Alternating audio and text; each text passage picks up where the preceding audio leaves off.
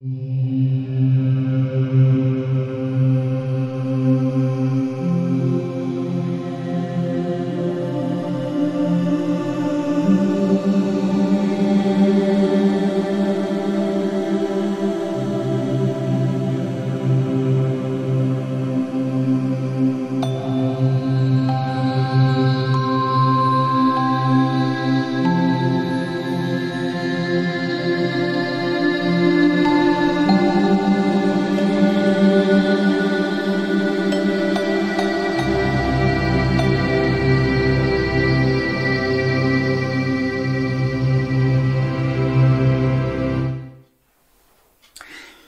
ce t-shirt, j'ai l'impression d'être un gros bourdon.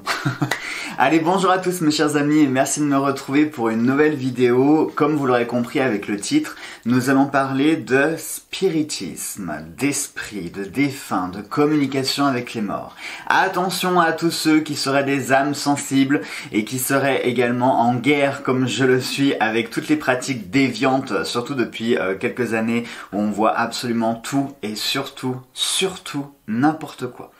Donc je me suis mis en tête de vous démystifier ce domaine-là et de vous en parler en toute sincérité et aussi de vous montrer comment est-ce qu'on peut pratiquer des séances de spiritisme, puisque le spiritisme ce n'est pas une pratique taboue, ce n'est pas quelque chose de blasphématoire, d'horrible, etc., etc.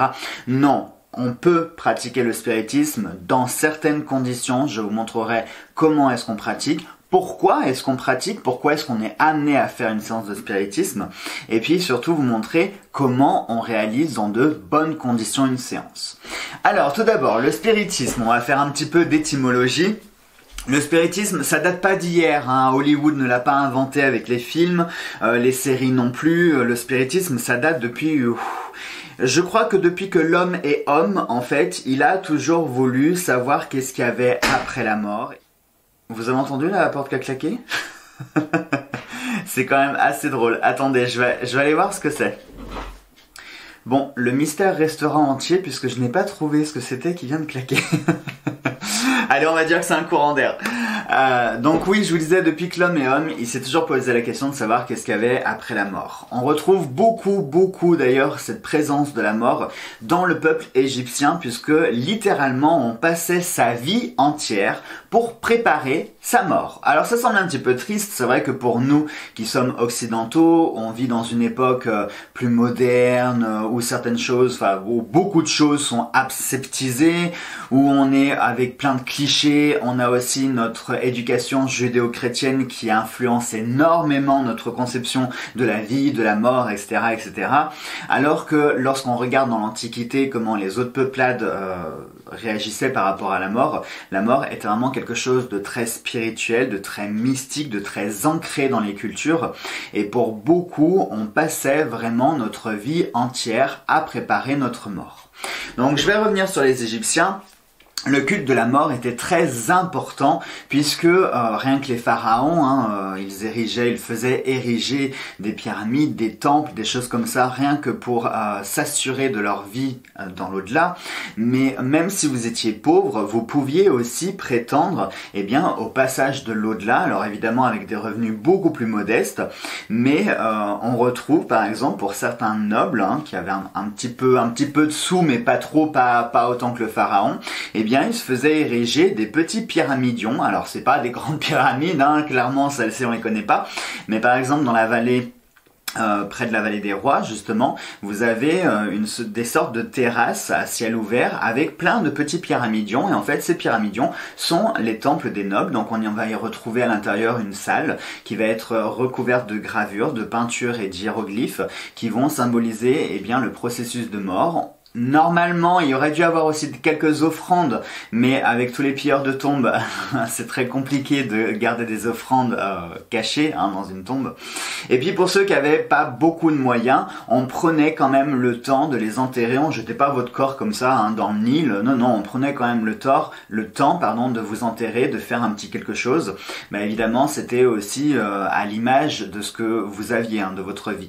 Mais pour vous dire que vous soyez pharaon ou que vous soyez soyez le pauvre paysan, vous aviez tous les deux la même conception de la mort et vous aviez les mêmes envies par rapport à votre mort et surtout, eh bien, vous bénéficiez d'un même rituel pour la mort. Et la communication avec les défunts, ça remonte depuis très très longtemps, depuis des millénaires. Hein. Et c'est quelque chose qui a toujours été très ancré dans l'esprit humain. On a toujours voulu savoir, eh bien déjà communiquer avec nos défunts pour savoir s'ils vont bien. Alors ce qui est assez drôle, oui et non, c'est humain de savoir si par exemple on a accompagné notre grand-père, notre grand-mère qui était en pleine souffrance à la fin de sa vie, eh bien on voudrait être rassuré de savoir qu'il a été libéré de ses souffrances, qu'effectivement il va bien, qu'il est dans la paix, etc. Donc la communication avec les défunts, ça date d'extrêmement longtemps, comme vous l'aurez compris. Je vais pas vous faire un cours d'histoire, hein, on n'est pas non plus là pour ça, mais je vous invite, si vous êtes curieux, il y a énormément d'ouvrages qui traitent de la mort. Il y a aussi beaucoup de documentaires et d'articles qui peuvent être assez intéressants sur Internet. Alors attention, hein, comme je vous le dis souvent, Internet, c'est une source fabuleuse dans laquelle on trouve absolument tout, son contraire et n'importe quoi. Donc il faut faire un petit peu du tri. Mais essayez voilà, de vous pencher sur certains ouvrages, de regrouper du coup avec certains articles et certains documentaires et vous verrez que la conception de la mort est vraiment quelque chose de très intéressant à cerner avant de se lancer dans le spiritisme.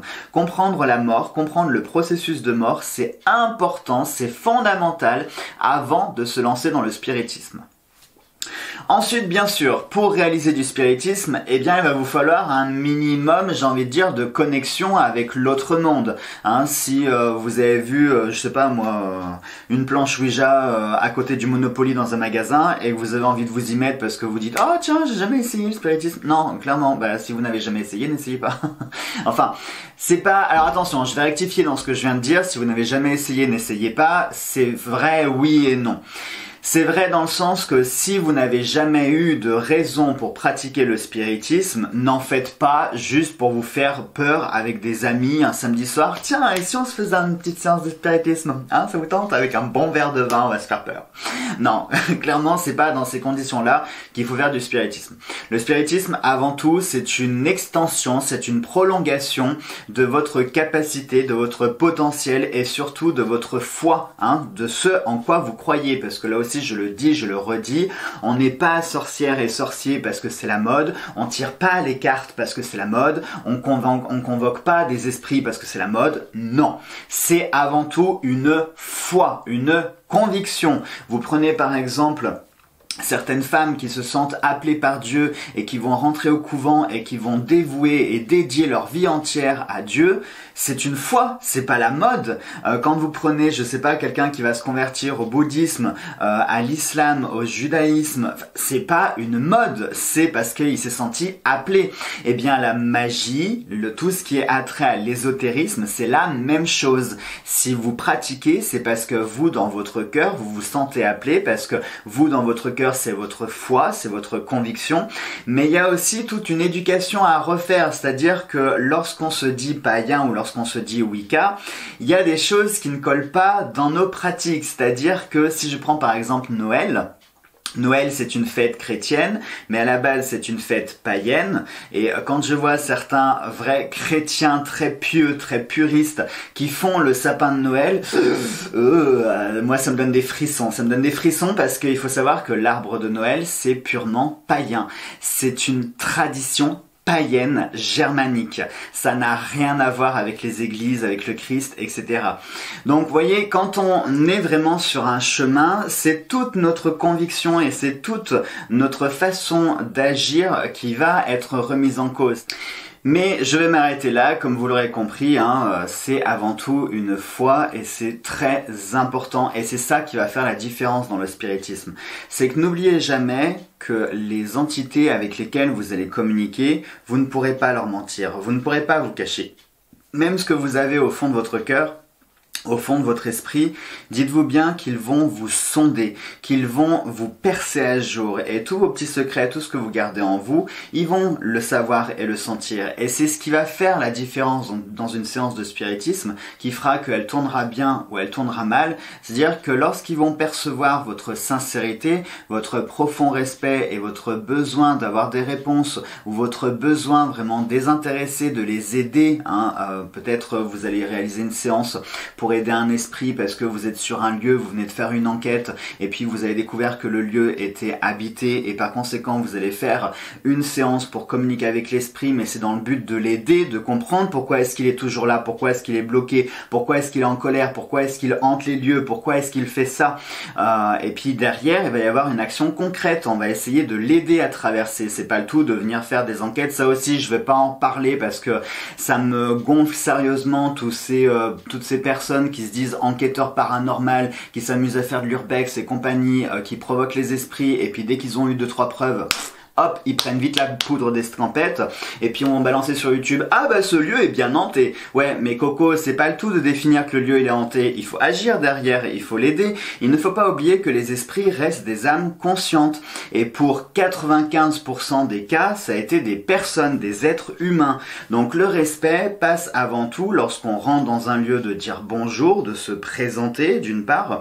Et puis ensuite, quand on fait notre enquête et qu'on découvre des preuves tangibles et quantifiable que le lieu est bien hanté, là on va se lancer dans une séance et puis on va essayer de comprendre, de communiquer avec l'esprit, qu'il soit violent ou pas. Si vous vous définissez comme étant un vrai médium, que l'esprit fasse peur ou pas peur, on s'en fiche, c'est comme les Warren, on y va, peu importe, on affronte la chose, on essaye de comprendre, parce que la plupart des esprits, quand ils sont en colère, c'est pour une raison. Si ils font tout valdinguer dans une pièce, c'est pour une raison. Ça peut être pour juste nous faire peur, pour nous faire partir d'un lieu, ça peut être parce qu'ils sont en colère, parce qu'ils sont incompris. Donc le fait de venir un petit peu les provoquer, de dire t'es là, et puis hop, on fait des preuves, puis pouf, on balance après notre vidéo qui fait le buzz, mais en fin de compte, on n'a pas aidé l'esprit, c'est très égoïste parce que tout ce qu'on a pensé c'était de faire buzz sur YouTube avec notre petite vidéo paranormale, mais l'esprit lui on s'en fout. Bah non, c'est plutôt l'inverse. Déjà ce type de vidéo pour ma part, ne devrait pas forcément être sur les réseaux sociaux, ça devrait pas être des sujets de buzz, je suis désolé, on rigole pas avec la mort. Je pense que si la mort concernait les vidéastes, si par exemple ils voyaient des inconnus qui s'amusaient avec l'esprit de leurs parents, des grands-parents, etc., profaner des tombes, etc., ça les ferait peut-être moins rire parce qu'ils se sentiraient plus concernés du fait que ça les concerne, c'est leur famille à eux. Vous voyez ce que je veux dire? C'est le même principe, hein. Un esprit, c'est pas parce que vous allez dans un lieu que vous ne connaissez pas, qui ne vous appartient pas, avec lequel vous n'avez aucun lien, que pour autant il faut faire n'importe quoi. Non, on est toujours dans cette démarche de respect, ça c'est très important. Attention, ne pas mélanger politesse et respect. La politesse, c'est un code qui a été créé par les hommes. Vous n'avez pas besoin d'être poli avec un esprit. Un esprit, il s'en fout complètement de votre politesse. Mais après, il y a le respect. Le respect, c'est pas du tout la même chose. C'est-à-dire que le fait d'entrer dans un lieu, ne dites pas bonjour juste pour dire bonjour parce que vous êtes poli. Non, dites bonjour parce que vous visualisez quelqu'un qui est dans le lieu, qui est là, qui vous observe et à qui, voilà, vous marquez votre respect déjà en vous présentant un minimum, en disant pourquoi est-ce que vous êtes venu dans ce lieu, quelle est votre démarche, quel est votre but final, qu'est-ce que vous voulez faire. Si c'est juste pour visiter le lieu parce que vous êtes fan des lieux abandonnés, eh bien vous le précisez. Que le lieu soit hanté ou pas, on s'en fiche, vous ne le savez pas. Donc on part du principe que le lieu est hanté. Voilà. Donc vous rentrez dans le lieu, vous présentez, vous dites ce pourquoi vous êtes venu ici, que vous ne voulez absolument pas déranger qui que ce soit, que vous ne voulez rien casser non plus, que vous n'êtes pas médium, que vous n'êtes pas là dans une démarche de communiquer, etc. Et voilà, que l'esprit puisse être clément avec vous et qu'il vous envoie un signe à la rigueur pour vous montrer qu'il vous tolère, qu'il accepte cette visite. N'oubliez pas que ce sont des propriétés privées avant tout. Hein. Faire de l'urbex, déjà, c'est très dangereux, je vous le rappelle, hein, c'est un peu illégal. Donc, n'oubliez pas que ce sont des propriétés privées, mais des propriétés privées qui ont pu aussi appartenir à des esprits. Donc, ça vous viendrait pas à l'esprit de rentrer chez votre voisin quand il est parti en vacances. Non, c'est le même principe. Hein. C'est pas parce qu'il y a personne de physique dans le bâtiment que pour autant, ça veut dire qu'il est vide. Hein. Donc, on demande la permission avant de rentrer. Voilà, ça peut être pas mal. Ça peut aussi éviter d'avoir certains problèmes derrière. Bon, donc maintenant, on va y venir au cœur de ce qui vous intéresse le plus, à savoir comment réaliser une séance, pourquoi on réalise une séance, etc., etc. Alors, le pourquoi déjà est très important. Avant de faire une séance de spiritisme, on va se poser la question: plusieurs minutes. Tout d'abord, on va se mettre dans une phase un peu de méditation et on va s'isoler tout seul, soi-même. Hein, on ne s'isole pas avec un groupe, rien du tout, non, non, on s'isole soi-même. Et à la rigueur, on peut prendre une feuille, pourquoi pas, et lister et se dire, ok, donc samedi soir, je voudrais organiser une séance de spiritisme, mais pourquoi je veux la réaliser? Est-ce que c'est juste pour pimenter ma soirée, histoire de faire peur un peu à mes amis? Est-ce que je suis dans une phase de deuil, je viens de perdre ma grand-mère et j'arrive vraiment pas à m'en remettre, elle est partie dans d'atroces souffrances et moi-même ça me fait souffrir et j'aimerais au moins savoir qu'elle aille bien? Ou alors je viens d'emménager dans un lieu, il se passe des choses très étranges, je n'ai pas d'historique de ce lieu, quand je contacte l'agence immobilière ou le propriétaire ou les archives, je trouve rien et pourtant il y a des choses qui se passent chez moi et j'ai besoin de savoir ce qui se passe. Vous voyez, voilà, déjà posez-vous les questions, ça c'est très important.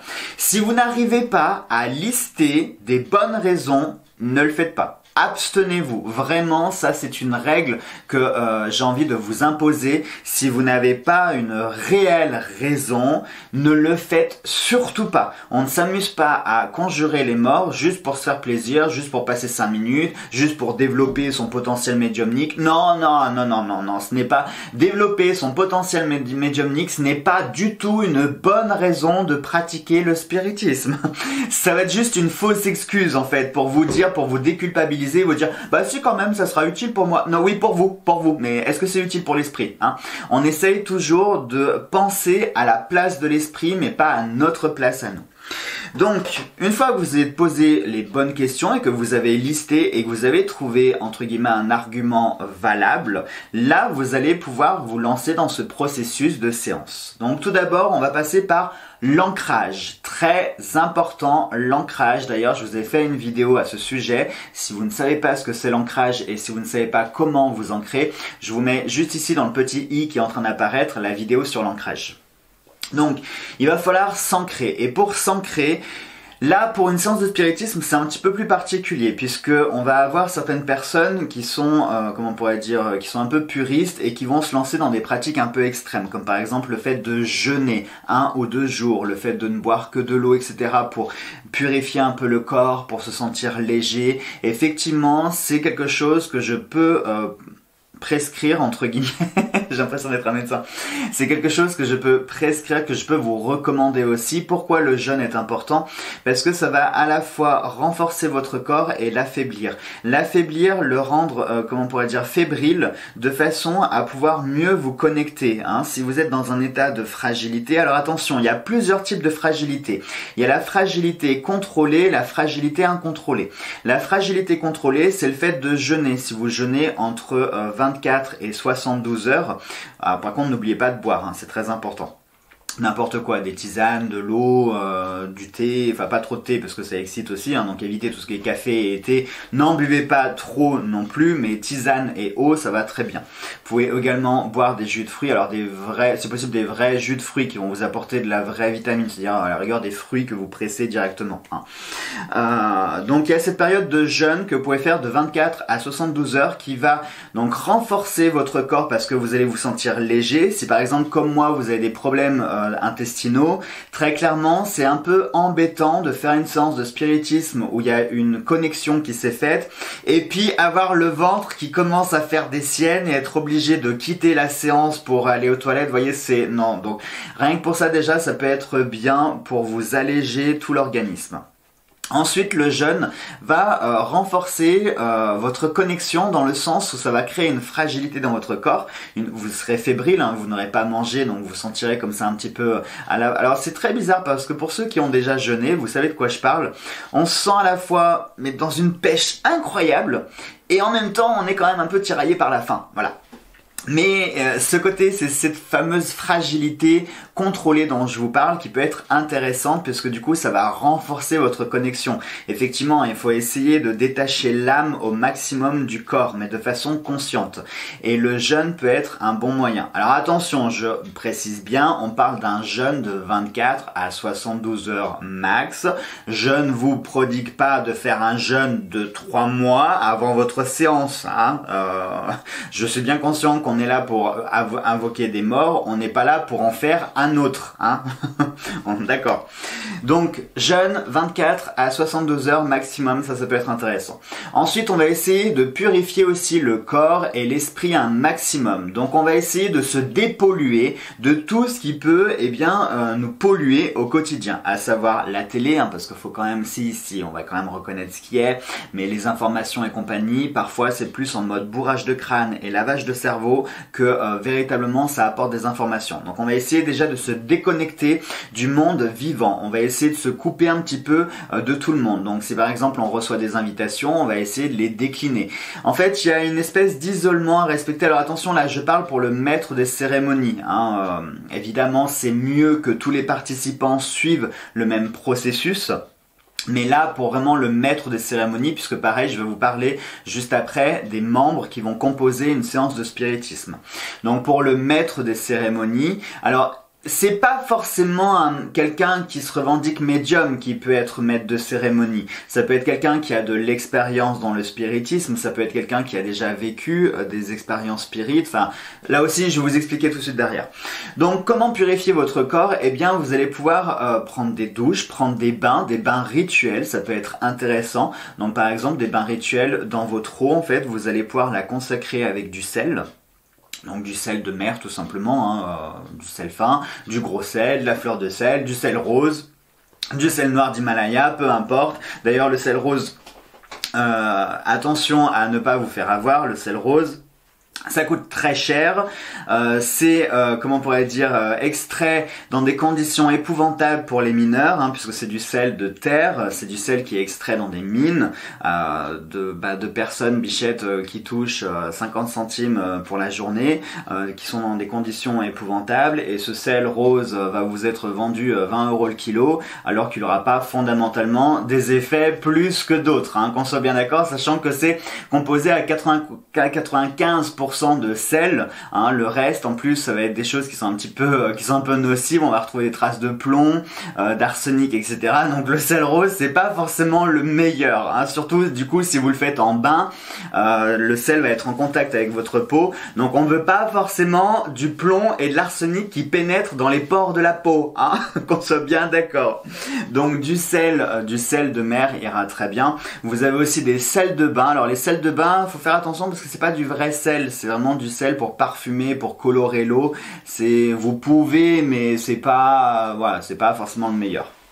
Vous pouvez également mettre quelques gouttes d'eau bénite dans votre bain. Alors de l'eau bénite pour ceux qui seraient plus dans le mouvement chrétien, qui auraient une conviction chrétienne, et pour ceux qui seraient plus dans le mouvement Wicca païen, eh bien vous allez prendre de l'eau lustrale, la fameuse eau lunaire, hein, qui est une eau bénite mais version païenne. Vous allez pouvoir également mettre des fleurs, des pétales de fleurs. Alors moi, ce que je vous conseillerais bien, c'est le lotus. Pourquoi? Parce que le lotus, c'est une fleur sacrée, une fleur, comme je vous le disais, hein, ça remonte depuis des temps immémoriaux, la communication avec les esprits. Donc le fait d'avoir déjà des passerelles et des connexions avec le passé, ça peut vous aider à renforcer votre connexion. Et le lotus, c'est une fleur sacrée en Égypte, c'est une fleur sacrée dans les pays d'Asie, c'est une fleur qui est symbole de spiritualité. Pour certaines peuplades, c'est une fleur qui est associée à la mort, faites exprès. Nous, dans notre contrée, ça serait comment qu'elle s'appelle cette fleur? Le chrysanthème. Donc vous pouvez mettre des pétales de chrysanthème. Vraiment, laissez-vous guider par vous, par votre intuition, ce que vous ressentez. Si au contraire vous sentez que le lys est associé à la pureté, etc., eh bien mettez des pétales de lys. Si au contraire vous ressentez que c'est la rose parce que c'est un parfum qui vous rappelle votre grand-mère, qui vous rappelle les églises, etc., eh bien vous mettez des pétales de rose. Mais j'ai vraiment envie de vous dire, suivez votre intuition et laissez-vous guider par ce qui vous appelle tout simplement. Et ce bain, donc comme vous l'aurez compris, c'est un bain rituel. Donc on n'est pas là avec la fleur de douche, hein, bien se faire savonner, machin. Non, c'est pas le principe d'un bain rituel. Un bain rituel, c'est vraiment pour éliminer absolument tout ce qu'il y a dans notre corps. C'est un temps aussi qu'on s'impose pour vraiment souffler, pour évacuer les toxines, mais également pour renforcer notre connexion avec l'autre côté. Donc si vous faites votre bain rituel et puis en 5 minutes c'est fait, ça sert strictement à rien. Un bain rituel, on va être sur 20 minutes, une demi-heure, parfois 1 heure.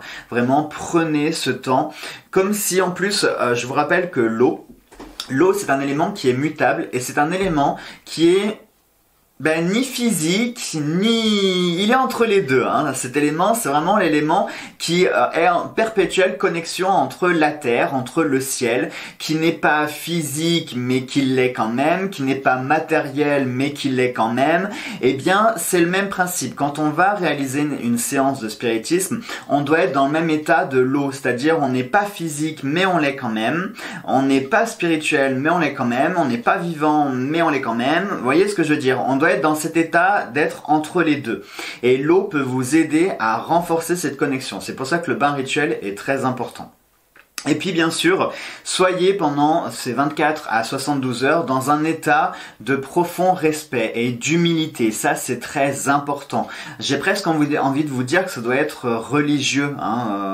Je pense que vous avez tous la vision des sœurs au couvent ou des moines, etc. Eh bien, soyez dans cet état de grâce également. Soyez dans cet état de reconnaissance, d'humilité, de respect. Prenez le temps de faire les choses, ne vous précipitez pas, voyez, ne courez pas, ne vous laissez pas submerger par vos émotions, par le stress, etc., etc. Donc c'est pour ça que faire une séance, ça ne s'improvise pas, hein. On lance pas la planche sur la table, on allume 2 bougies, on met un peu d'encens, un peu de musique, allez hop, c'est parti. Non, c'est pas ça, non, c'est pas comme ça. Donc vraiment, c'est un temps qui est nécessaire et vous verrez que lorsque vous allez pratiquer votre séance, vous allez ressentir les effets quasiment immédiatement, puisqu'en fait vous aurez pris le temps de vous connecter déjà avec le monde des esprits sur votre période, c'est-à-dire de 24 à 72 heures, vous aurez déjà établi la connexion et elle va s'établir au fur et à mesure et elle va se renforcer jusqu'à l'apogée avec la séance du jour J. Que ce qui est difficile, et c'est très souvent les retours que j'ai eus de personnes qui m'ont dit Jo, j'ai respecté tes consignes de sécurité, mais ça a été très très long pour se connecter, la séance a duré toute la nuit, on a eu 2 lettres qui sont apparues sur la planche, ou on a eu un mot, Eh ben oui, parce que si vous n'avez pas fait ce travail au préalable de connexion, tout cet aspect de spiritualité derrière avant de commencer la séance, eh ben oui, fatalement la connexion sera beaucoup plus longue. C'est, comment je pourrais vous dire... Imaginons, moi je sais pas, que vous vouliez vous connecter, vous avez une visioconférence, tiens, comme en ce moment on est dans les confinements, vous avez une visioconférence de préparer et puis vous dites non, pourquoi je me préparerais, c'est pas la peine, je verrai le jour J. Et là vous lancez votre visioconférence, le PC est en train de lancer une mise à jour, donc du coup ça retarde, vous trouvez pas le Wi-Fi, pareil ça retarde, etc. Non, autant tout vous préparer, hein. Vous lancez le PC la veille, voire 2 jours avant, vous faites toutes les mises à jour pour être tranquille, vous connectez tout de suite au réseau, comme ça, pouf, le jour où vous commencez, il n'y a pas de problème. Et ben c'est le même principe pour une séance de spiritisme. Plus vous serez prêt, plus vous serez préparé en amont, et plus la connexion se fera très facilement lorsque vous allez commencer. Donc, maintenant, vous savez pourquoi il faut faire une séance. Vous savez comment. Je vais vous parler maintenant des acteurs pour réaliser une séance de spiritisme. J'ai envie de vous dire qu'il n'y a pas vraiment de règles sur le nombre de participants. Même s'il y en a une que j'ai envie de vous imposer, c'est d'être au minimum 2. Ça, c'est vraiment le minimum que je vous recommande. Attention, je parle de la vraie séance de spiritisme. Enfin, la vraie. Il n'y a pas de vraie, il n'y a pas de fausse, mais vous allez comprendre quand je vous dis vrai, puisqu'il y a en fait plusieurs façons de communiquer, il existe plusieurs supports, et parfois on peut être amené à être seul pour réaliser une séance qui sont... Alors, c'est pas qu'elles sont moins dangereuses, mais il y a des pratiques, on va dire, qui sont plus à risque parce que la connexion est plus forte. Et il y a des pratiques qui sont moins risquées parce que la connexion sera moins forte. On va capter plus ce qui est dans l'air et puis il n'y aura pas ce toucher physique, j'ai envie de dire. Même si... peu importe le support que vous choisissez, ça peut être des cartes, ça peut être un pendule, ça peut être n'importe quoi. Les séances de spiritisme, c'est toujours risqué. Il y a toujours un risque, c'est potentiellement dangereux, quoi que vous choisissiez comme support. Ça, vraiment, je tiens à le dire. Maintenant, je tiens aussi à rappeler que n'importe quel support que vous choisirez, visualisez une voiture. Une voiture, quand elle est à l'arrêt, elle ne peut pas faire d'accident, hein, très clairement. Pareil, si une voiture est sur la route, qu'elle est conduite par un bon conducteur qui est responsable, il n'y aura pas d'accident. Hein. Ce n'est pas la voiture qui crée les accidents, c'est le conducteur qui crée les accidents. Eh bien, un support et une séance de spiritisme, c'est pareil. Et là, vous sentez ce que je vais vous dire, à savoir la fameuse, la diabolisée planche de Ouija. La planche de Ouija n'est pas plus dangereuse que votre tarot qui est juste à côté de vous, puisque la planche c'est un support comme votre tarot, comme votre pendule, comme votre boule de cristal, comme votre table qui va tourner, absolument tout pareil. Donc cette planche n'est pas plus dangereuse, c'est une voiture. Tant qu'elle est conduite avec respect, conscience et sécurité, eh ben, elle vous conduira là où vous avez besoin d'aller. Par contre, si elle est conduite par un petit couillon, c'est comme ça que les accidents ils arrivent. Voilà. Donc ça, je tenais quand même à le dire et à le rectifier, c'est important. Donc, les acteurs, je parlais des acteurs. Tout d'abord, il vous faut un maître de cérémonie, ça c'est primordial. Sans maître de cérémonie, c'est même pas la peine de vous lancer dans une séance de spiritisme, qu'on soit bien clair. Donc un maître de cérémonie, qu'est-ce que c'est? Où est-ce que ça se trouve? Si je mets une annonce sur le bon coin, est-ce qu'on va me répondre? Non, alors un maître de cérémonie, ça ne s'improvise pas, oui et non. C'est-à-dire que quelqu'un qui se revendique médium, vous savez que j'aime pas ce mot médium, je déteste ce mot, c'est tellement surfait, bref, bon. Mais on va quand même l'utiliser, il n'y a pas d'autre mot pour appeler ça. Donc, quelqu'un qui se revendique médium ou qui a déjà vécu des expériences paranormales intense et quotidienne, hein. Je parle pas juste de voir une ombre une fois dans sa chambre, non, je parle quand même de phénomènes assez récurrents, d'avoir ce monde paranormal qui se manifeste régulièrement. Là, oui, on peut se revendiquer médium. Mais si on a juste vécu un ou deux trucs un peu bizarres, c'est que soit vous étiez au mauvais endroit, au mauvais moment, avec les mauvaises personnes, hein, ça peut être une accumulation de coïncidences un peu fortuites, mais si au contraire vous avez des choses qui, peu importe où est-ce que vous allez, il y a toujours quelque chose de bizarre qui se passe, là vous pouvez commencer à vous remettre en question en vous disant que c'est peut-être vous qui les attirez, et inversement du coup. Donc il vous faut déjà ce maître de cérémonie. Après, si vous n'avez jamais vécu d'expérience paranormale mais que vous avez envie de vivre une séance de spiritisme, j'ai envie de dire que ce qui va dépendre en fait de la séance, c'est le respect et l'humilité dont vous ferez preuve. Parce que vous pouvez vous lancer en autodidacte, ça peut être possible, mais attention, vraiment attention. Je vous rappelle tout ce que je viens de vous dire derrière, pourquoi est-ce qu'on le fait, comment est-ce qu'on le fait, etc. Donc si vous manifestez toutes ces preuves de respect et d'humilité, eh bien, vous aurez autant de chances d'avoir des réponses que quelqu'un qui aurait une grande expérience, d'accord? Mais encore une fois, votre épreuve sera un petit peu plus, j'ai envie de dire, les esprits vont vous tester, tout simplement. Donc, il se peut que la première séance, soit il ne se passe rien pour tester votre endurance et votre motivation, parce que du coup, ça vous repoussera à refaire une autre séance. Soit vous serez démotivé la première, c'est-à-dire vous direz, oh, ça n'a pas marché, c'est pas la peine, j'abandonne. Eh ben, si vous abandonnez, c'est que vous leur montrez que vous n'êtes pas bien motivé en fin de compte, hein, et que la communication n'était pas si importante que ça. Par contre, si vous dites bon, ça n'a pas marché ce soir-là, je vais recommencer la semaine prochaine, déjà là vous envoyez un signe fort, vous leur montrez que vous êtes motivé, que vous voulez avoir cette connexion-là. Donc si vous montrez que vous êtes à la fois humble, respectueux, sincère, honnête et motivé, vous serez récompensé. Parce que ça peut être une forme de récompense. Hein, on est bien d'accord que les esprits, ce ne sont pas des chiens qu'on claque du doigt. Ils ne répondent pas comme ça au doigt à l'œil. Hein. Je t'ordonne de te montrer. Non, ça ne marche pas comme ça. C'est pareil, je t'ordonne de partir. Non, ça ne marche pas comme ça non plus. Hein, je vous rappelle que 95% des cas d'esprit sont des êtres humains avant tout. Vous aimeriez, vous, quand on vous parle comme ça, que vous soyez vivant ou mort, vous aimeriez être dicté au doigt et à l'œil. Tu fais ça, tu bouges ci, tu bouges ça, tu te montres, tu te manifestes, je te l'ordonne. Mais au nom de quoi? Tu m'ordonnes quoi, Coco? Pourquoi je te répondrais? En plus, si je ne te connais pas, j'ai aucune raison de te répondre, j'ai aucune raison de faire ce que tu es en train de m'ordonner, et mieux encore, je pense même que je vais m'amuser à te faire peur, histoire que tu te calmes un peu. Voyez? N'oubliez pas que les esprits réfléchissent de façon logique et de façon humaine également. Et encore pire si vous tombez sur une entité démoniaque. Alors là, pour... Pour le coup, vous allez vite comprendre votre douleur, que vous n'ordonnez rien, que vous n'êtes rien ni personne, et que quoi que vous fassiez, vous pourrez bien lui balancer des bâtons de sauge autant que vous voulez. Si vous lui avez manqué de respect, vous allez vite comprendre votre douleur. Ça, je vous le garantis. Donc, n'oubliez jamais qu'il faut toujours être dans le respect, qu'on s'adresse à un esprit défunt humain ou un esprit démoniaque ou un démon. Il faut toujours faire preuve de respect. Ça, c'est le premier truc. Donc on va revenir aux acteurs, parce qu'à la base quand même on parlait des acteurs du spiritisme. Donc les acteurs du spiritisme, le maître des cérémonies, important. Celui-ci, alors c'est pas une obligation, mais quand même avoir un potentiel médiumnique développé, c'est quand même assez, comment je pourrais dire, ça peut être un atout assez intéressant hein, pour mener ce type de séance-là. Ensuite, il vous faut ce que moi j'appelle une porte. Alors, ce sont des personnes qui sont pas médiums, mais qui vont avoir cette connexion, c'est-à-dire ils sont grooms. Vous savez, ces personnes qui vous ouvrent et qui vous ferment la porte. Ben voilà, ce sont des personnes qui spirituellement sont des grooms spirituels.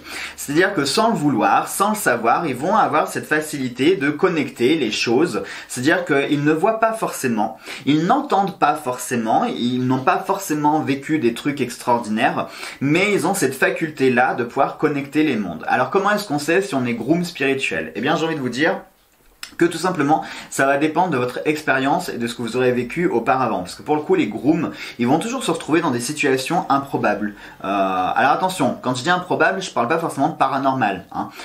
Il peut y avoir des expériences paranormales. Nombreuses, très nombreuses pour le coup, forcément, puisque si vous êtes une porte, automatiquement, eh ben, un coup c'est ouvert, un coup c'est fermé, mais comme vous êtes toujours sur le seuil, ça transite, les énergies transitent.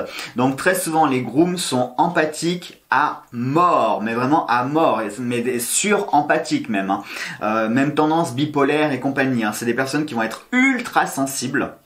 En principe, je dis bien en principe, les grooms spirituels sont souvent des signes d'eau, puisque rappelez-vous, je vous ai dit que l'eau, hein, c'était l'élément qui était entre les deux, comme ça. Donc très souvent, ça va être soit des scorpions, des cancers ou des poissons. Ça, c'est, j'ai envie de dire, pareil, c'est pas une généralité, mais si vous avez un attrait avec l'eau, forcément, vous aurez déjà cette connexion naturelle et innée qui va se faire. Et comme je l'ai dit, ils vont très souvent se retrouver dans des situations improbables. Ils vont souvent être confrontés à des choix dans leur vie, mais des choix cornéliens, c'est-à-dire que l'option A est bien, mais l'option B est bien, ou alors dans un débat, ils n'arriveront pas à prendre position parce que les deux parties leur plaisent. Vraiment, ce sont des personnes qui vont être jugées par la société comme étant indécis, qui n'arrivent jamais à prendre des décisions, qui ont toujours, excusez-moi l'expression, le cul entre deux chaises. Voilà, et c'est ça un groom spirituel. Mais ça peut aussi se ressentir dans beaucoup de pratiques.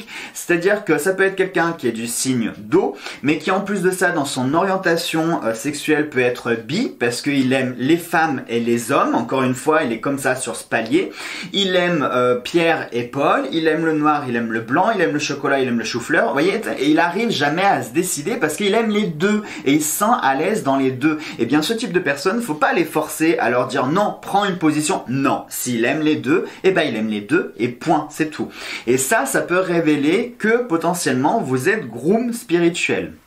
Donc le fait d'avoir un groom spirituel dans la séance, ça peut être intéressant puisque du coup, il va permettre d'ouvrir la porte naturellement et de faire transiter les choses de façon très naturelle. Et enfin, donc ça c'est au minimum, hein, être deux pour une séance de spiritisme. Le maître de cérémonie, le médium et le groom. Et puis c'est bien quand même d'avoir un troisième qui lui sera plus extérieur à la cérémonie, c'est-à-dire qu'il sera vraiment, il sera dans le cercle mais il ne sera pas attablé avec les deux participants puisqu'il va plus jouer le rôle de secrétaire, hein, c'est-à-dire s'il y a besoin de prendre des notes, s'il y a besoin de prendre des photos, s'il y a besoin de capter des choses, il sera plus enclin à pouvoir le noter. Donc 3, ça peut être la combinaison pas mal pour une séance de spiritisme. Après, très important, c'est que le maître des cérémonies qui dirige la communication. C'est-à-dire que tous les participants, si par exemple vous voulez faire une séance de spiritisme où vous êtes 12, il y aura une seule personne qui va guider du début jusqu'à la fin. C'est-à-dire qui va ouvrir la séance, qui va poser les questions, qui va faire la transition, qui va raccompagner l'esprit et qui va fermer la séance. Les autres doivent être dans un silence religieux et ne rien dire, ne rien faire. Et surtout ne pas briser le cercle, c'est important. Voilà, donc ça c'est pour les participants. Maintenant, Comment réaliser une séance de spiritisme dans de bonnes conditions? Ça, c'est ce qui vous intéresse le plus, parce que là aussi, j'en vois des vertes et des pas mûres, mais des choses qui me font...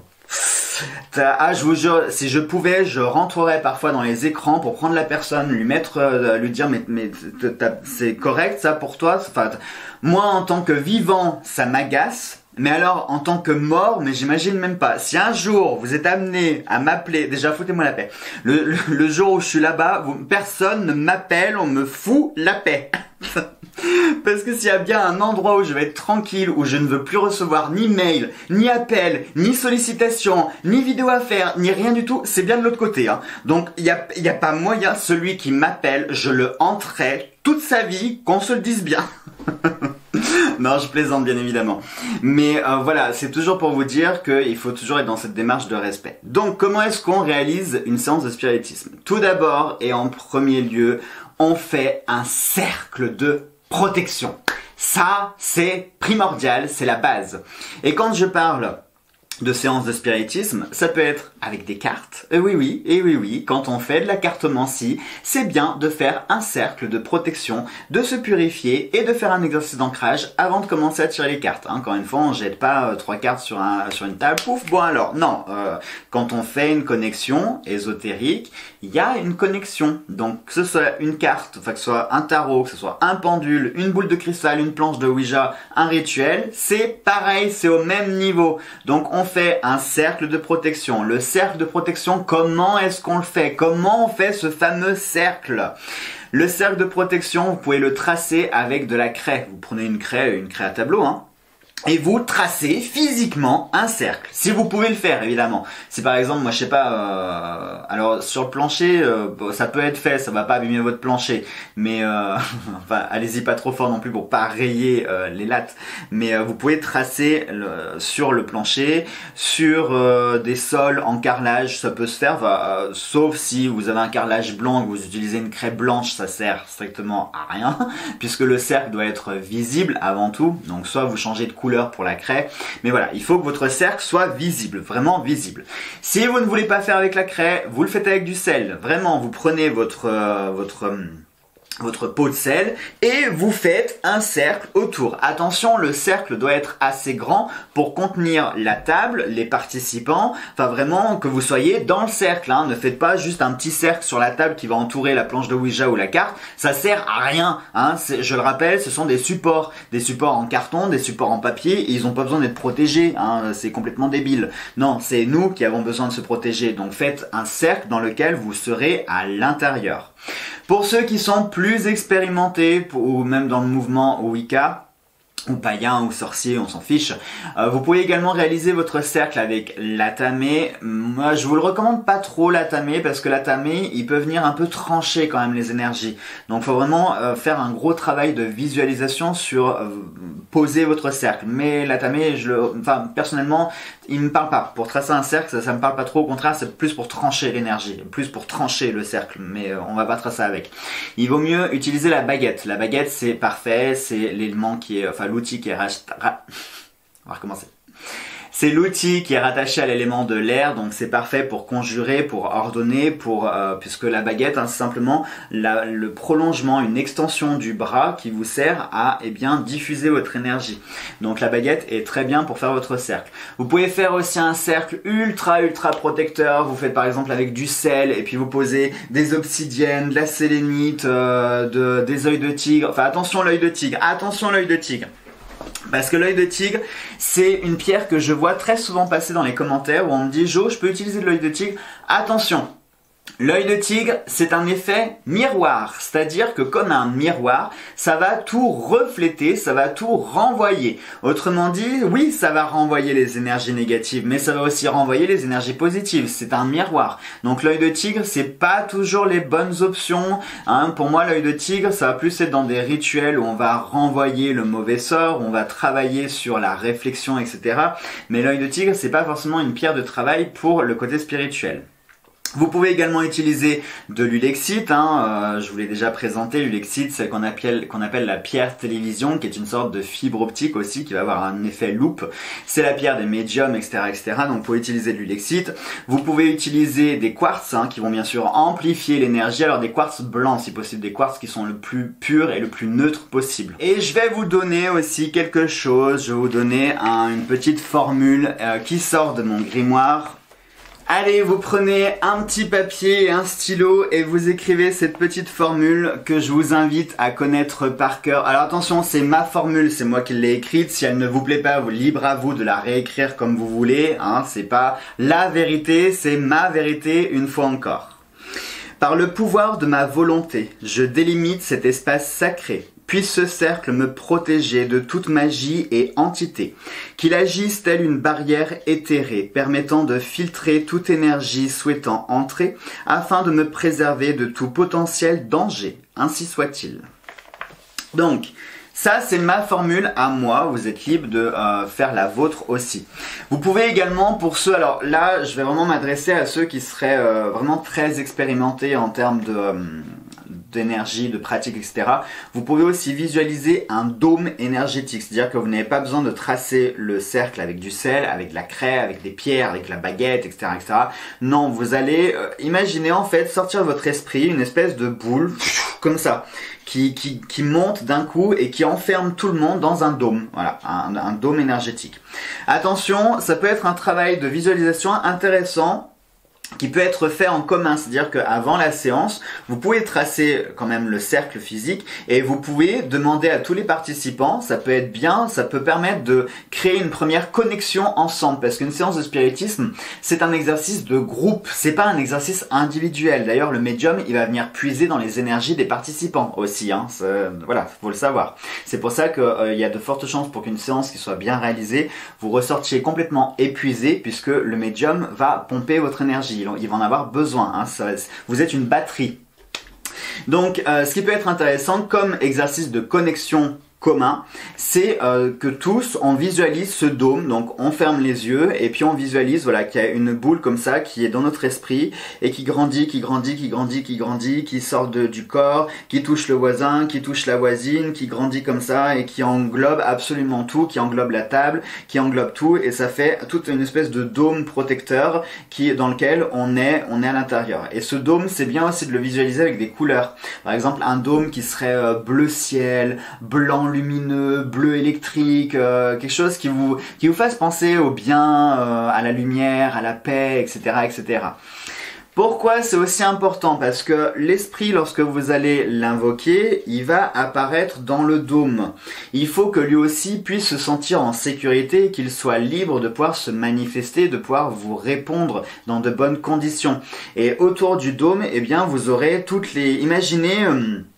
je sais pas, des démons, des trucs très noirs qui toucheraient le dôme mais qui peuvent pas rentrer.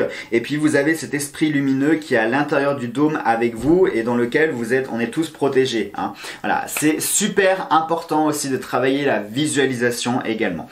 Et penser au bien-être de l'esprit. C'est pas parce qu'il est mort qu'on s'en fout. Non, on se dit oh bah il est mort, pourquoi Non, non.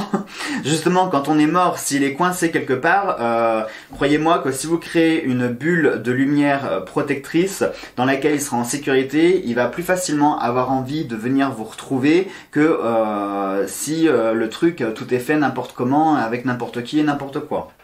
Maintenant, le protocole à respecter pour les séances de spiritisme, parce que oui, il y a un protocole quand même à respecter. Et là, j'ai envie de vous dire, on s'en moque du support que vous allez utiliser, que ce soit des cartes, que ce soit une planche de Ouija, n'importe quoi, on s'en fiche. C'est le protocole, c'est le fond qui compte, c'est pas la forme. Donc déjà, on commence par se présenter. Alors attention, on n'est pas chez les AA ou dans quelconque réunion, ne soyez pas ridicule non plus. Vous n'avez pas besoin de dire « Bonjour, je m'appelle Monique Fayot, j'ai 42 ans, je suis divorcée, j'ai 3 enfants. » Non, mais ne soyez pas ridicule. Parlez normalement déjà. Vous dites « Bonjour, je m'appelle Untel, je suis en compagnie de Untel, Untel, Untel. » Vous faites le tour de la table de tous les participants, vous les présentez tous. Mais il n'y a pas besoin de dire j'ai 34 ans, j'ai de l'arthrose, je suis divorcé, je suis au chômage. Ils s'en fichent complètement. Donc vous vous présentez tout simplement. Et puis ensuite, vous allez établir la première connexion. Alors là aussi, on va abattre un petit peu les clichés avec le fait de poser les mains sur la table et puis il faut toucher les petits doigts pour faire le cercle, la connexion. Non, ça, merci Hollywood. Hein, non, il n'y a pas besoin de ça puisque la connexion, elle est énergétique et spirituelle. Donc c'est vrai que par contre, il y a quand même quelque chose que je peux vous recommander, c'est le fait de se mettre en cercle. Puisque d'une part, vous serez en fusion avec votre cercle qu'il y a autour de vous. Vous serez au centre et ça va créer en fait une espèce de vortex, une sorte de spirale énergétique. Ça peut être super intéressant. Si vous avez une table carrée, bon ben prenez la table carrée mais essayez de bien vous mettre chacun à un angle pour quand même essayer de faire quelque chose qui soit harmonieux et où les énergies puissent circuler.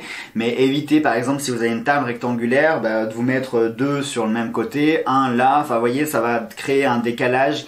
Donc on va se diriger soit vers des tables rondes ou des tables qui sont bien carrées. On va éviter le rectangulaire en fait. On essaye de rester dans des formes où l'énergie puisse circuler librement. Ok ?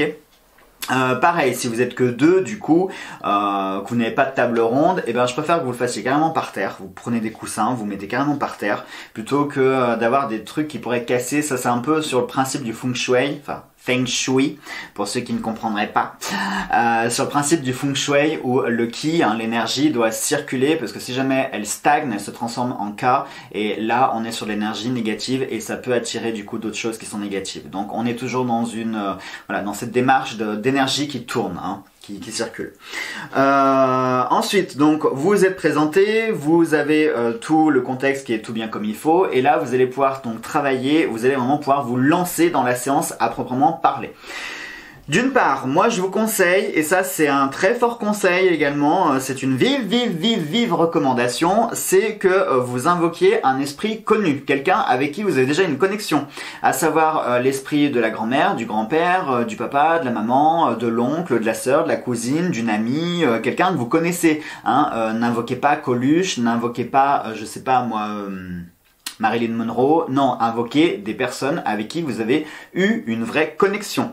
Et si vous n'avez pas eu de connexion avec cette personne parce que par exemple vous êtes médium, vous intervenez dans le cadre d'une enquête et du coup vous ne connaissez pas l'esprit, vous n'avez aucun lien avec lui, eh bien essayez d'établir une connexion, c'est-à-dire qu'on va se lancer d'abord dans une phase méditative et de contemplation pour essayer bien de ressentir les énergies du lieu et ce que l'esprit veut nous communiquer. Ça peut être des couleurs, des images, des souvenirs, des prénoms, etc. Et comme ça, on va se créer une sorte de répertoire, comme on pourrait dire, un répertoire éthérique de sa vie passée et on va partager des souvenirs communs avec lui pour créer déjà cette première connexion entre l'esprit et le maître des cérémonies. Ça aussi c'est ultra important puisqu'en gros c'est l'ancrage spirituel, c'est l'ancrage spirit, c'est la connexion entre vous et l'esprit. Lorsque vous aurez terminé cette phase méditative, là encore, quand vous faites une séance de spiritisme, si vous avez 5 minutes, c'est pas la peine. Une séance de spiritisme, on va partir sur 1 heure, 2 heures, 3 heures, ça peut être une nuit entière. C'est pour ça que ne pas avoir envie de faire pipi ou des choses comme ça peut être assez utile parce que si on part sur 2-3 heures de communication et qu'on est dans le cercle, il vaut mieux éviter de casser le cercle. Ça c'est très important. Et le problème c'est que lorsqu'on casse la connexion, après ça peut être difficile de reprendre la connexion. Donc partez bien du principe que lorsque vous commencez une séance, vous la commencez assis, vous la finirez assis, même si c'est 4 heures après, vous serez dans la même position. Donc pensez bien aux contraintes que ça peut vous imposer. Donc une fois que vous avez terminé votre phase de contemplation, vous allez pouvoir commencer à communiquer avec lui. Donc on exite toutes les questions débiles du genre « Esprit, es-tu là? Pourrais-tu te manifester ?» Non, tout ça on évite, c'est des clichés d'Hollywood et compagnie. Non, on va poser des questions qui soient concrètes, à savoir... Si on a reçu des messages qui nous informent que le lieu est bien habité, on va tout simplement appeler la personne par son prénom, si on a cette connexion, s'il s'agit de la grand-mère, du cousin, de la sœur, etc. Bon, c'est assez facile, on connaît son prénom, donc on va tout simplement appeler la personne. Donc je sais pas moi, on va dire, tiens... Paulette, allez hop. Paulette, peux-tu nous rejoindre? Paulette, s'il te plaît, peux-tu venir à nous? On n'est pas dans la contrainte, je vous le rappelle. Donc on n'est pas là pour Paulette, je t'ordonne de venir ici. Non, mais non, je vous l'ai dit, ordonne au nom de quoi? Vous êtes qui? Vous êtes rien. Hein, donc on n'ordonne rien à personne. On est plutôt dans le respect. Donc peux-tu te joindre à nous? Peux-tu venir à nous? Nous avons créé un cercle de lumière pour toi. Peux-tu te diriger vers cette lumière? Voilà, on essaye d'accompagner l'esprit vers nous, on l'attire vers nous et on lui demande aussi de venir parce que, rappelez-vous ce mot, respect, on est dans le respect, donc s'il n'a pas envie de venir, vous n'allez pas le contraindre. C'est comme ça que vous allez l'agacer, c'est comme ça que les choses vont dégénérer et c'est comme ça que tout le monde va prendre peur et que voilà.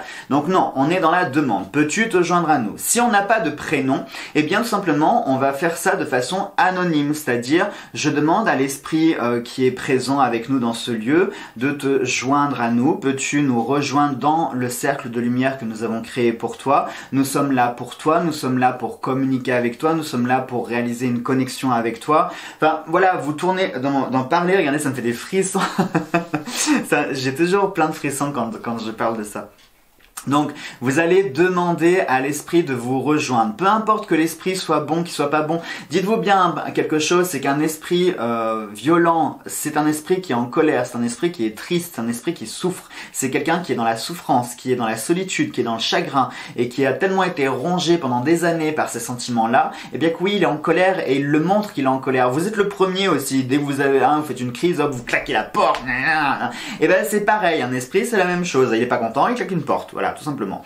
Donc ne vous effrayez pas de choses qui pourraient être amenées à bouger, un objet qui bouge, une porte qui claque, un bruit, un coup dans le mur. Ben non, ça prouve que l'esprit il est là et qu'il n'est pas content et il faut essayer de comprendre pourquoi il n'est pas content. Donc on pose des questions qui soient intelligibles, donc articulez bien, prenez le temps aussi de poser la question, ne soyez pas là, peux-tu venir? Tu peux t'en joindre? Non, c'est pas audible, prenez le temps. J'appelle l'esprit qui est présent parmi nous à venir nous rejoindre dans le cercle de lumière. Je vous l'ai dit, la séance de spiritisme, on prend le temps de faire les choses. Donc on prend le temps de parler, on prend le temps d'articuler et surtout il faut être en paix avec soi-même dans le calme. On est dans la sérénité, on n'est pas dans la... Important. N'oubliez jamais que les sentiments que vous allez avoir durant la séance, c'est ce qui va être l'énergie pour l'esprit. Donc si vous avez des sentiments de peur, il va le sentir, il va peut-être s'en amuser, il va peut-être jouer sur la provocation pour amplifier votre peur, pour essayer de vous déconcerter ou vous faire sortir de la séance. Si au contraire vous êtes dans le stress, il va le sentir et du coup là, il y aura une tension dans l'air. Enfin voyez, donc essayez vraiment d'être le plus neutre et d'être dans la grâce, dans la paix, dans la sérénité, dans la tranquillité, dans la lumière, dans l'amour, dans le partage. Même si vous êtes face à une entité qui fait peur, à une entité violente, à une entité même démoniaque, à un démon. Et oui, un démon, on peut l'aimer, on peut lui envoyer de l'amour et ça peut justement calmer les choses. Mais un démon, surtout, il va jouer sur quelque chose, c'est le respect que vous aurez pour lui. Dites-vous bien une chose, c'est qu'un démon, vous ne le manipulerez jamais. Par contre, lui, vous allez être son pantin. Et il va prendre du plaisir à ce que vous soyez son pantin. Donc, soyez dans le respect. Il faut quand même être ferme, c'est-à-dire que si vous voyez que la séance prend des proportions un peu bizarres, eh bien, vous êtes ferme, ancré dans le sol et vous dites, vous reprenez, vous êtes le maître de cérémonie. Donc, vous reprenez la cérémonie en main et en disant, ça suffit, enfin, voyez, vous imposez quand même certaines conditions. C'est-à-dire qu'avant de commencer la séance, vous pouvez aussi demander des conditions. Demander à l'esprit de se manifester voilà, très naturellement, de ne pas chercher à nous faire peur puisque nous sommes vraiment dans la démarche de communiquer avec toi, qu'on n'est pas là pour provoquer, qu'on n'est pas là pour... voyez, et ça, l'esprit, en principe, il peut être fair-play et se manifester. Enfin voilà, si vous êtes respectueux avec lui, il sera respectueux avec vous. C'est un échange, avant tout. Et un démon, c'est le même principe. Un démon, il y en a certains qui vont être très chaotiques, qui vont chercher à vous faire peur, il peut y avoir des interactions physiques, c'est-à-dire vous toucher, vous griffer, il peut y avoir des interactions physiques. Tout ça, c'est uniquement pour vous déstabiliser. Donc ne vous laissez pas déstabiliser par tout ça. Même si je le concède, ça fait peur. Ça, oui, je vous l'avoue. Mais essayez de ne pas vous déstabiliser parce qu'en fait, c'est un jeu un peu macabre qu'il y a entre un démon et vous. C'est-à-dire que plus il va vous faire peur, plus il va voir que ça marche et plus il va amplifier le truc. Mais si vous montrez qu'au contraire, vous êtes ferme, que vous n'avez pas peur de lui, enfin, c'est pas que vous n'avez pas peur parce qu'il y a une certaine peur, mais une peur qui va vous obliger à être respectueux. Si vous montrez que vous avez juste peur parce que c'est humain, mais que vous restez ferme sur vos pieds et que vous n'êtes pas là pour rentrer dans son jeu, etc., que vous n'êtes pas là non plus pour jouer à un jeu, mais que vous êtes vraiment dans une démarche spirituelle concrète et surtout justifiée, le démon peut se calmer. Hein. On va dire que les démons, c'est un peu comme les pirates, ils ont un code d'honneur. Ils n'ont pas vraiment des lois, il n'y a pas de loi, mais ils ont un certain code d'honneur. Et si vous les respectez, si vous vous soumettez, mais tout en montrant que vous êtes ferme quand même et que vous ne vous laisserez pas déstabiliser et que surtout vous êtes habité par l'amour, la conviction, etc. Bon, il va un petit peu se calmer et voilà. Et donc une fois que vous avez posé vos questions, que vous avez obtenu vos réponses, et là je vais plutôt m'adresser maintenant à certains supports comme la planche de Ouija, je vais vous montrer un petit peu une planche de Ouija. Pour moi, qu'est-ce que c'est qu'une vraie planche de Ouija? Mais dites-vous bien une chose, c'est que le maître des cérémonies, c'est lui qui accompagne du début jusqu'à la fin. Il ouvre la séance, il dit bonjour, et il ferme la séance, il dit au revoir. C'est pas un bouton sur lequel il faut se diriger. Hein. Je prends par exemple les planches de Ouija. Moi, le truc qui m'agace le plus sur les planches, c'est ce au revoir qu'il y a sur les planches. Ça m'énerve. Ça m'énerve parce que c'est pas un bouton comme sur un téléphone portable. Hop, on appuie sur la touche raccrocher, c'est bon, on est tranquille, plus de communication. Non, vous pourrez bien aller sur le au revoir. C'est pas une touche qui va mettre un terme à la séance. C'est que ça m'a toujours énervé. Ce au revoir, il n'a pas sa place sur les planches de Ouija. À ce compte-là, s'il y a un au revoir, il faut un bonjour. Enfin, vous voyez le principe, quoi. Mais même, c'est pas parce qu'il y aura un bonjour et un au revoir que non, c'est complètement débile.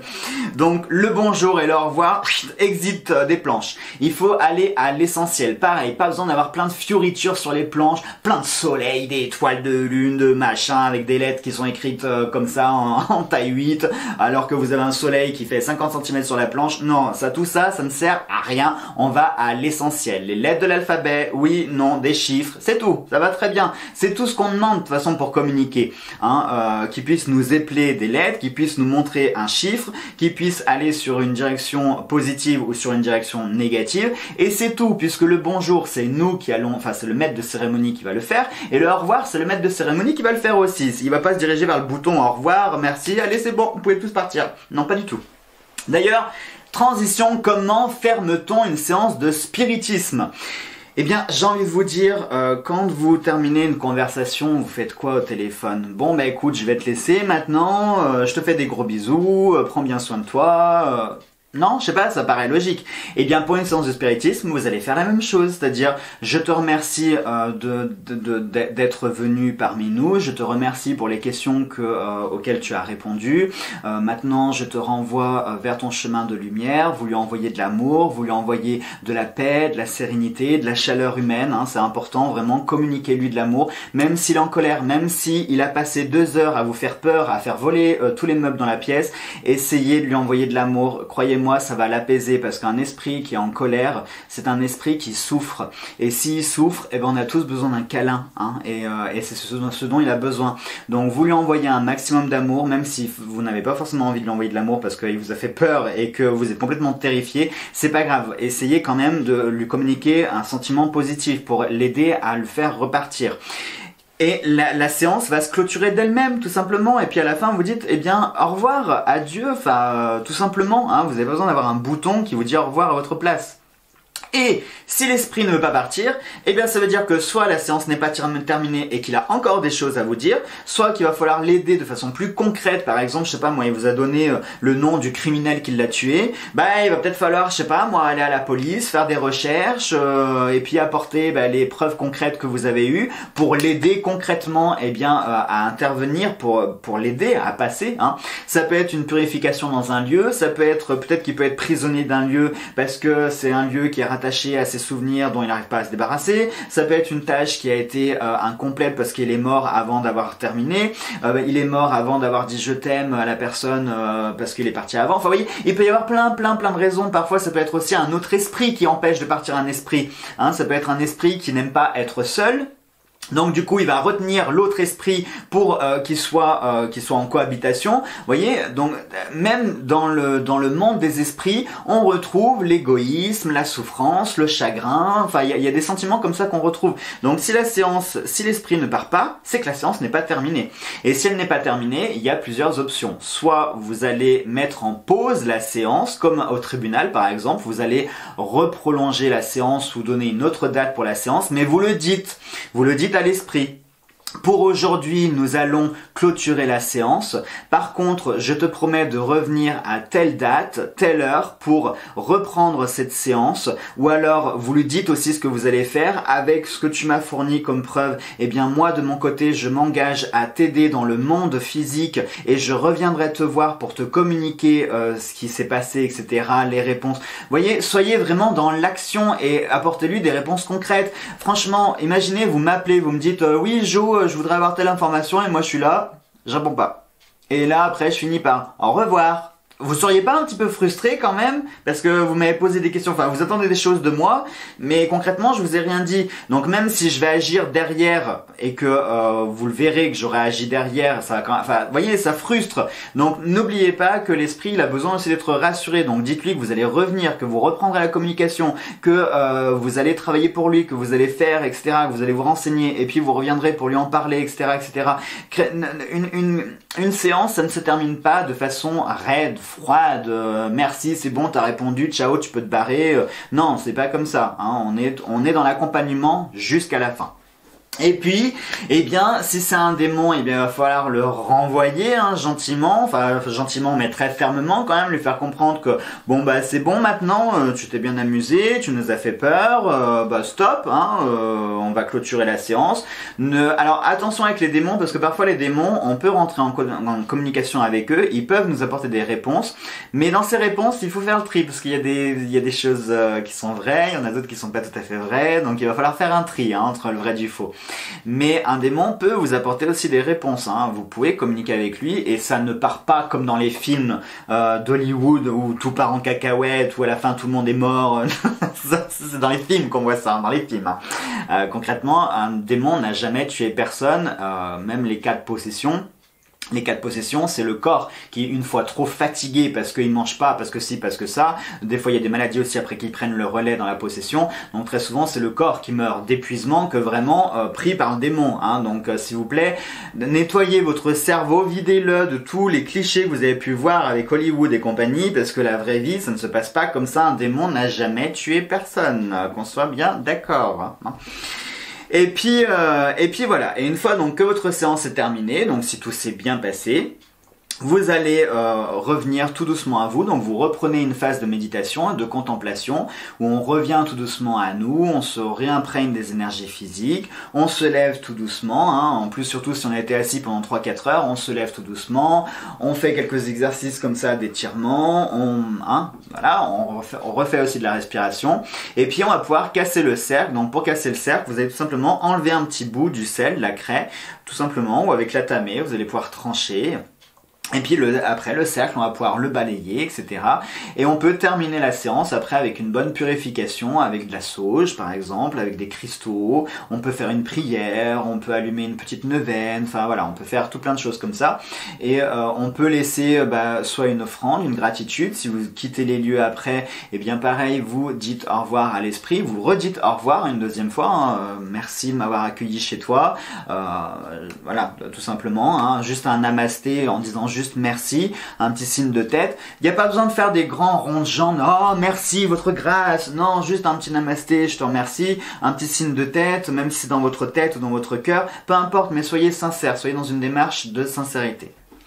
Voilà donc mes chers amis, écoutez, je crois qu'on a bien fait le tour de tout au niveau du spiritisme. Et maintenant je vais vous montrer pour moi ce qu'est une vraie planche de Ouija et on se terminera là-dessus. Allez, voici pour moi ce qui s'apparente à une vraie planche de Ouija. Alors quand je dis vraie, il n'y a pas de fausse, il n'y a pas de vraie, qu'on soit bien d'accord, hein. Même si vous la réalisez par exemple sur du carton avec un verre, ça fonctionne très bien aussi, hein. Tout simplement, je trouve que sur les planches aujourd'hui, il y a plus un effet esthétique, on se soucie plus de l'aspect que véritablement de son efficacité. Mais une planche de Ouija, elle n'a pas besoin d'être belle pour être efficace. Par conséquent, vous n'avez pas besoin d'acheter une planche qui fasse 1000 € pour qu'elle soit efficace. Comme je vous l'ai dit, sur une feuille de carton, ça va très bien aussi. Pour moi, vous savez que j'aime beaucoup le fait maison, hein, puisque vous allez transmettre vos énergies. Et encore mieux, si vous avez cette connexion spirituelle, si vous êtes sorcière, sorcier. Alors attention, quand je dis sorcière, sorcier, c'est votre conviction de foi, hein, je ne vais pas revenir là-dessus. Donc si vous êtes vraiment dans ce mouvement-là, si vous êtes médium, là aussi j'insiste sur ce mot, hein, pas le médium 0899, mais la personne qui a une vraie connexion avec ce monde-là, je vous invite à faire vos propres outils parce que par conséquent, vous allez leur communiquer votre énergie. En gros, ça va être une projection de vous-même. Là, par exemple, pour ma planche, je me suis inspiré d'un modèle que certains pourraient reconnaître puisque j'ai pris comme modèle la planche Ouija des sœurs Halliwell de la série Charmed. C'est une série que j'aime beaucoup et dans laquelle je trouve de l'inspiration. Alors attention, on n'est pas là pour copier, mais on est là pour s'inspirer. Vous pouvez parfaitement mêler la pop culture avec vos croyances. Si par exemple, vous êtes un fan de Harry Potter, rien ne vous empêche de réaliser votre baguette à l'image de Harry, mais qui sera faite dans du vrai bois, qui sera vraiment consacré, etc., etc. Si vous êtes fan des Halliwell, vous pouvez très bien réaliser votre grimoire sur la base du leur, hein, dans la même esthétique. Si la planche de Ouija d'Halliwell vous plaît, vous faites la planche d'Halliwell. Enfin, vous voyez ce que je veux dire, la pop culture, le fait d'être fan n'est pas incompatible avec la vraie pratique. Et je vous recommande en fait d'utiliser ce que vous aimez. Parce que du coup, vous allez y communiquer encore plus d'énergie. Il y aura quelque chose en lien avec les émotions, avec les sentiments. Donc ça va en plus renforcer la connexion. Donc ne faites pas les choses parce qu'il faut les faire ou parce qu'il faut être conventionnel et tout. Non, faites les choses par passion. Donc pour la mienne, j'ai sélectionné du bois de chêne. Donc la planche est en chêne massif. Comme vous pouvez le voir, elle est quand même assez épaisse. Elle est très lourde. C'est pour ça que je ne vous la porterai pas. Parce qu'elle est vraiment très lourde, elle doit faire au moins une dizaine de kilos. Elle est assez massive, elle fait 80 cm. Pour moi, c'est important sur une planche Ouija d'avoir un confort. Si vous travaillez sur quelque chose qui fait 20 cm, honnêtement, ça va être compliqué. C'est quand même plus confortable d'avoir une ampleur, une aisance. Et même pour l'esprit, c'est aussi plus pratique pour lui. Hein, j'ai envie de vous dire, c'est comme un pull. On est quand même mieux dans un pull un peu large, un peu oversize, comme dirait Christina. On est quand même plus à l'aise dans des choses larges que dans des choses qui sont étriquées, qui sont trop serrées, dans lesquelles on va être mal à l'aise. Ben là, c'est le même principe. Si vous travaillez sur des outils qui sont trop petits, surtout que les séances de spiritisme, très souvent, on les fait dans la pénombre, voire dans le noir, avec juste la lumière des bougies. Donc si vous travaillez sur un truc qui fait 15 cm avec des lettres écrites qui font 5 mm, ça va être compliqué de le voir quand même dans le noir. Donc prenez des supports qui puissent supporter le noir. Le noir, enfin la lumière, hein, qu'on soit bien d'accord. Comme je le disais, c'est quand même mieux de partir sur des choses faites maison. Donc là, j'ai sélectionné du bois de chêne. Pourquoi le chêne? Parce que le chêne, c'est vraiment l'arbre emblématique de la connexion. C'est un arbre, c'est un bois qui est utilisé chez les druides. Hein. Le chêne est vénéré chez les druides. Donc c'est vraiment le roi des arbres, j'ai envie de dire, le chêne. Et puis c'est un arbre quand même assez commun chez nous.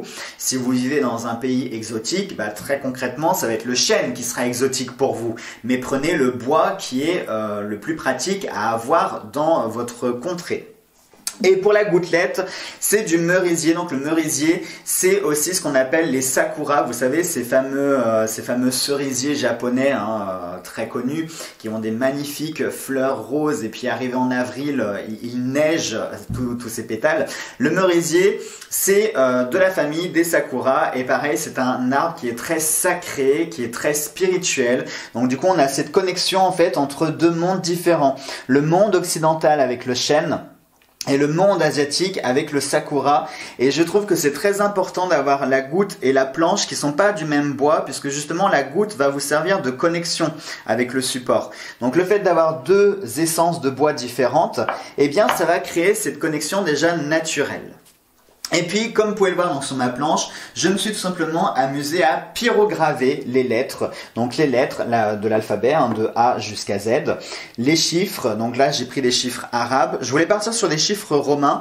Et puis en fait les chiffres romains, ça c'était trop large sur la planche, je trouvais pas ça joli. En fin de compte, c'était pas esthétique. Donc je suis parti sur les chiffres arabes avec un oui et un non tout simplement. Et c'est tout ce qu'on demande à une planche de Ouija. Ça sert à rien d'avoir plein de fioritures. Sur certaines, on retrouve des points cardinaux. On retrouve le au revoir, on retrouve Ouija, Spirit Board, machin, mais c'est trop, c'est beaucoup trop. Parfois on retrouve des encadrés qui font 15 cm sur tout le côté de la planche, donc ce qui fait que ça réduit sa surface de travail. Non, ça sert à rien. Il faut avoir quelque chose qui soit simple et efficace. Donc ce qu'on a besoin, ce sont les lettres pour épeler des mots et des phrases, ce sont des chiffres à la rigueur pour nous donner un âge, une direction, etc. C'est par exemple... le nord, il n'y a pas besoin d'avoir une boussole sur la planche. Il indiquera tout simplement soit le N, soit le S, soit l'ouest. Enfin, puis après, c'est aussi à vous, lorsque vous consacrez la planche, parce que c'est important de toujours consacrer une planche Ouija, dites les lettres, dites, voilà, pour me montrer le nord, pointez le N. Voilà, c'est à vous, lorsque vous consacrez votre planche, de donner le protocole. Comment on pourrait dire, je vais pas dire le protocole, mais la marche à suivre, le guide d'utilisation de la planche. Donc quand vous la purifiez, que vous la consacrez, vous dites le nord sera indiqué par le N, par le O pour l'ouest, par le E pour l'est, pour le S pour le sud, etc., etc. Mais ça, je trouve que c'est une bonne base. Donc si vous voulez vous faire vous-même votre planche, partez sur quelque chose qui soit à la fois simple, qui soit utile, utilisable aussi, c'est important, et qui soit pratique. C'est ce qu'on lui demande. On ne demande pas à une planche qu'elle soit jolie. Alors, si un minimum, il faut qu'elle vous plaise. Mais je veux dire, il faut qu'elle soit pratique avant tout. Bon, là, je suis désolé pour ma planche. Vous ne voyez pas la version terminée puisque le bois, il faut encore le teindre et le stratifier. La gouttelette sera percée avec une lentille de verre au milieu. Et des petites roulettes en dessous. Donc là vous voyez la planche qui n'est pas tout à fait terminée, mais j'avais déjà envie de vous montrer comme exemple, si ça peut vous aider et vous inspirer à faire votre propre, à faire la vôtre, ça peut être intéressant. Je le dis, je le redis, la planche de Ouija n'est pas plus dangereuse que votre jeu de tarot, n'est pas plus dangereuse que votre pendule ou votre boule de cristal. C'est un support avant tout, c'est du bois, d'accord? Ça va rien faire. Oui, forcément, si vous ne fermez pas la séance, la Ouija va devenir une porte. Ah, tiens, je crois qu'on a un invité. Ah ben non, il est reparti. Nous avons un invité. Donc ce qui est important de savoir, voilà, c'est que le support, c'est pas ça qui va qui va agir, c'est pas le support le problème. Ce sont les personnes qui vont utiliser les supports qui sont un problème. Mais une planche de Ouija, oui, si vous ne fermez pas la séance, si vous ne faites pas les choses comme il faut, oui, ça peut potentiellement après devenir une porte. Mais j'ai envie de vous dire, c'est comme les cartes, c'est comme la boule de cristal. Si vous ne fermez pas les choses, si vous les laissez se poursuivre, eh bien forcément ça va diffuser en continu de l'énergie et ça va servir de vaisseau et de vecteur. Donc c'est aussi à nous, on commence quelque chose, on le termine tout simplement. Voilà donc mes chers amis pour cette vidéo sur le spiritisme, j'espère que vous aurez appris des choses. Si c'est le cas, eh bien laissez-moi un petit pouce bleu, ça m'aide beaucoup pour la chaîne. N'hésitez pas également à vous abonner pour suivre toutes les nouvelles vidéos que je poste sur la chaîne sur différents sujets. Je vous fais tout plein de gros bisous, prenez bien soin de vous, soyez dans le respect et dans l'amour pour le spiritisme. Et nous, on se retrouve très vite pour de prochaines vidéos.